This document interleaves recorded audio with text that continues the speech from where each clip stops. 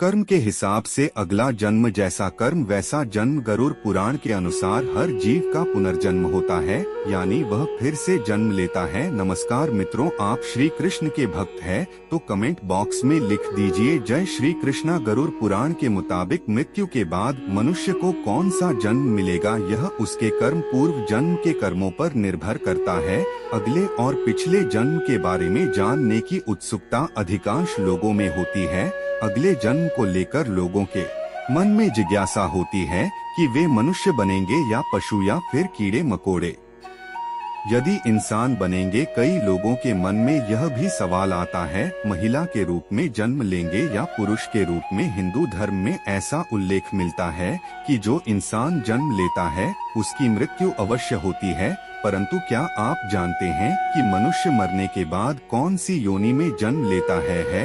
गरुड़ पुराण हिंदू धर्म के महापुराण में से एक है। इसमें जन्म, मृत्यु और मृत्यु के बाद की घटनाओं का विस्तार पूर्वक वर्णन मिलता है। इस पुराण में ऐसी कई बातें बताई गई हैं जिन्हें अपनाने से व्यक्ति अपने जीवन की स्थिति सुधार सकता है। इन महापुराण में गरुड़ पुराण बहुत महत्वपूर्ण है, जो कि सनातन धर्म में किसी व्यक्ति की मृत्यु के बाद पढ़ा जाता है। गरुड़ पुराण में भगवान विष्णु और गरुड़ पक्षी के बीच बातचीत को बताया गया है। साथ ही इसमें व्यक्ति के चरित्र के बारे में भी बताया गया है। ईश्वर की दृष्टि में जो अच्छे कर्म यानी आपके काम होते हैं उसे पुण्य कहा जाता है, और जो बुरे कर्म होते हैं उन्हें पाप कहा जाता है। गरुड़ पुराण में और कठोपनिषद में उल्लेख मिलता है कि मनुष्य धरती पर जो कुछ भी पाप करता है उन सभी पापों की अलग अलग सजा बारी बारी से मिलती है। गरुड़ पुराण के अनुसार जो व्यक्ति अच्छे कर्म करता है उसे स्वर्ग में जगह मिलती है, वहीं बुरे कर्मों के लिए नर्क का सामना करना पड़ता है। आज हम आपको इसी के बारे में बताने जा रहे हैं। दोस्तों, गधे, कुत्ते, बिल्ली, सांप, बंदर, गिरगिट, बकरा, भेड़िया, गाय, कछुआ, कीड़े मकड़े, कोई पशु पक्षी, पेड़ पौधे, स्त्री में जन्म इत्यादि में हर पापी मनुष्य का जन्म होता है। नमस्कार, हमारे चैनल पर पहली बार आए हैं तो चैनल को सब्सक्राइब अवश्य कीजिएगा। वीडियो को लाइक करके दोस्तों के पास शेयर जरूर कीजिए। यहाँ सबसे पहले आपको यह जानना जरूरी है, क्या सच में पूर्ण जन्म होता है? मित्रों, इस बात को एक उदाहरण से समझते हैं। कई बार बालक जब जन्म होता है तो उनमें किसी प्रकार का दोष होता है। कई बालक किन्नर पैदा हो जाते हैं या फिर ऐसे पैदा होते हैं जिनको कोई शारीरिक दोष होता है, जैसे कोई जन्म से ही विकलांग पैदा होता है या जन्म से ही देखने में असमर्थ होता है। ऐसा भी होता है कई बच्चे को जन्म से ही मल मूत्र का द्वार नहीं होता है। ऐसा होने के पीछे विज्ञान अपना तर्क अलग ही देता है, पर हम शास्त्र के अनुसार बताएंगे इस जीवन में बच्चे को उसके पिछले जन्म के कर्मों के आधार पर कष्ट भोगना तय होता है, इसलिए शारीरिक असमर्थता पैदा होने के साथ ही आती है। गरुड़ पुराण में लिखा हुआ है कि पांडव भाइयों को अलग अलग घरों में जन्म अपने अपने कर्म के अनुसार मिला था। गरुड़ पुराण में विस्तार से बताया गया है कि जब तक शिशु माँ की कोख में रहता है तब तक उसे पिछले जन्म का सब कुछ याद रहता है। उसे यह भी स्मरण होता है कि उसने पिछले जन्म में क्या क्या कर्म किए, और दुखी होकर वह जीव ईश्वर से यही प्रार्थना करता है कि इस जीवन में वह सत्कर्म करेगा और भगवान का नाम जपता रहेगा। शिशु माता के गर्भ से निकलकर इस पृथ्वी लोक पर आता है। ईश्वर की उसकी स्मृति खत्म कर दी जाती है, यानी कि उसके दिमाग से पिछले जन्म का बातें भुला दिया जाता है और वह जीव फिर से सब कुछ मोह माया में कुछ ऐसा उलझ जाता है कि परमात्मा के लिए उसके पास समय ही नहीं बचता है। आइए अपने टॉपिक पर वापस आते हैं। किस क्रम के अनुसार से मिलता है अगले अलग अलग जन्म? पहले कछुए का जन्म माता पिता को कष्ट पहुंचाने वाली संतान या भाई बहन को प्रताड़ित करने वाले मनुष्य कछुआ की योनि में जन्म लेती हैं। कई बार गलत कार्य करने वाले यह सोचते हैं कि कोई उन्हें देख नहीं रहा है, इसीलिए कई बार लोग ऐसे पाप कर देते हैं जिनके गंभीर परिणाम इस जीवन अलावा अगले जीवन में भी भुगतने पड़ते हैं। दोस्तों, कछुए का जीवन काल बहुत लंबा होता है। कछुआ 20 या 30 साल नहीं जीता, बल्कि उसका जीवन काल 200 से 300 वर्षों के बीच का होता है, यानी कि इस अपराध की सजा बेहद लंबी है और बहुत कठिन है। स्त्री का जन्म किसे मिलता है? गरुड़ पुराण के अनुसार जब आत्मा को नया जन्म मिलता है तो जन्म पुरुष का हो या स्त्री का, आत्मा को उस शरीर के अनुरूप व्यवहार में ढलक अपना कर्म करना होता है। शरीर के जरिए कर्म करके ही एक आत्मा अपने जन्म के उद्देश्य को सार्थक भी बना सकती है और निरर्थक भी। अच्छे कर्म करके आत्मा मुक्ति के मार्ग की ओर अग्रसर हो सकती है और बुरे कर्म करके अपनी स्थिति को भविष्य में बदतर बना सकती है।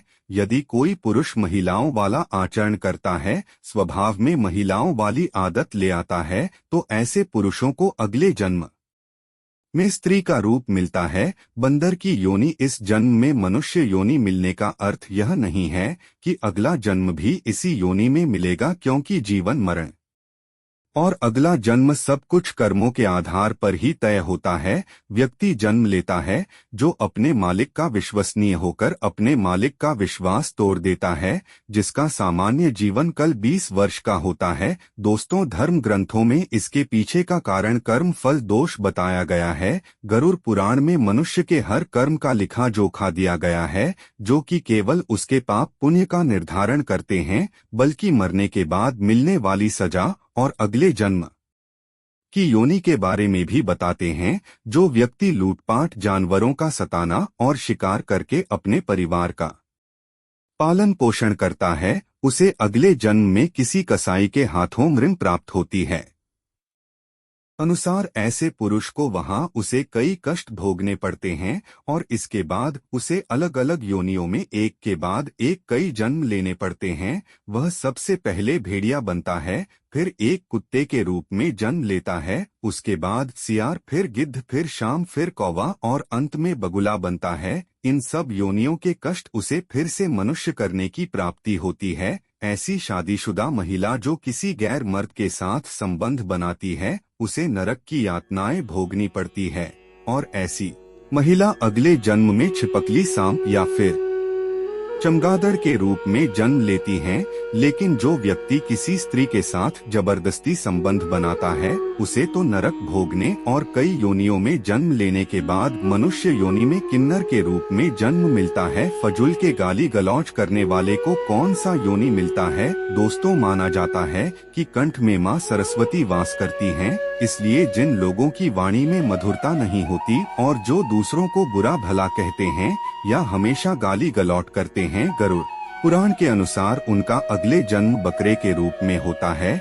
जो मनुष्य स्त्री की हत्या कर भपात या गाय की हत्या करता है, वह अगले जन्म में मूर्ख और कुबड़ बनकर जन्म लेता है। गरुड़ पुराण के मुताबिक जो व्यक्ति मृत्यु के समय भगवान का नाम लेता है तो भगवान उस व्यक्ति के लिए मुक्ति का मार्ग खोल देते हैं। यही कारण है कि शास्त्रों में मरते समय राम का नाम लेना महत्वपूर्ण माना गया है।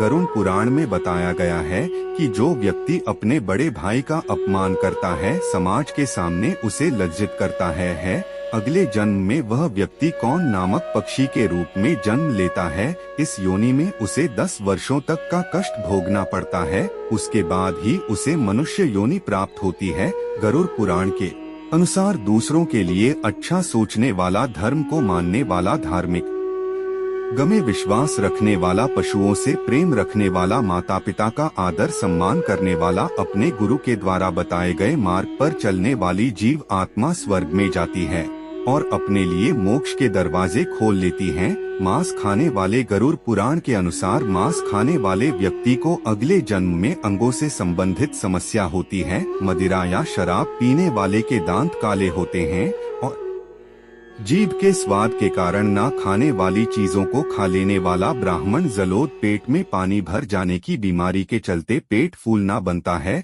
दूसरों का ध्यान किए बिना मीठा खाने वाले को गले से संबंधित बीमारियां रहती हैं। श्राद्ध के समय में अशुद्ध दान देने वाले लोगों को कुष्ठ रोग होता है। लेकिन दोस्तों, यह सारी बात सुनने के बाद आपके मन में एक प्रश्न अवश्य उठा होगा कि जब हम अपने पाप कर्मों के अनुसार नरक की सजा भोग लेते हैं तो पुनर्जन्म में सजा क्यों मिलती है? क्यों हमें मनुष्य जन्म नहीं मिलता है? इस प्रश्न का उत्तर भगवान विष्णु ने अपनी वाहन पक्षीराज गरुड़ को स्पष्ट बताया, जो कि गरुड़ पुराण में है। आइए जानते हैं। कई बार जीव आत्माओं के कर्म इतने बुरे होते हैं कि जीवात्मा को नरक में भोगनी पड़ती ही है, लेकिन अगले जन्म में भी इन कर्मों का बोझ ढोना पड़ता है। जैसे कि किसी महिला के साथ दुष्कर्म करने वाली पापी आत्मा अगले जन्म में किन्नर के रूप में पैदा होती है। जैसे आपने इस वीडियो में सुने हैं, इसे हमारे धर्म ग्रंथों में कर्म फल का सिद्धांत कहा गया है,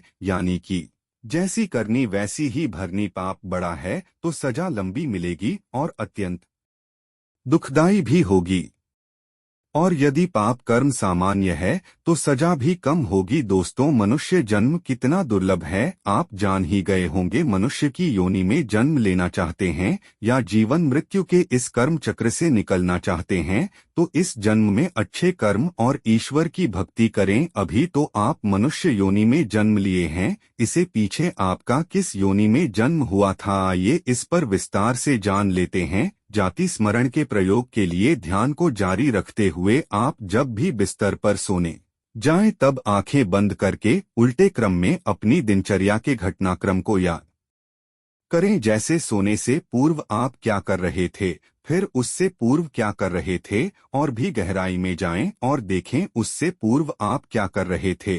तब इस तरह की स्मृतियों को सुबह उठने तक ले जाएं। दिनचर्या का क्रम सतत जारी रखते हुए मेमोरी रिवर्स को बढ़ाते जाएं। ध्यान के साथ इस जाति स्मरण का अभ्यास जारी रखने से कुछ माह बाद मेमोरी पावर बढ़ेगा। वहीं नए नए अनुभवों के साथ पिछले जन्म को जानने का द्वार भी खुलने लगेगा। मित्रों, यह साधना कठिन जरूर है, लेकिन योगाभ्यासी के लिए सरल है। सम्मोहन क्रिया से भी पिछला जन्म जाना जा सकता है। दोस्तों, अलग अलग धर्म के लोग अलग अलग तरीके से पिछले जन्म जानने की कोशिश करते हैं। मित्रों, हमारा आज का प्रस्तुति कैसा लगा, कमेंट करके अवश्य बताइएगा।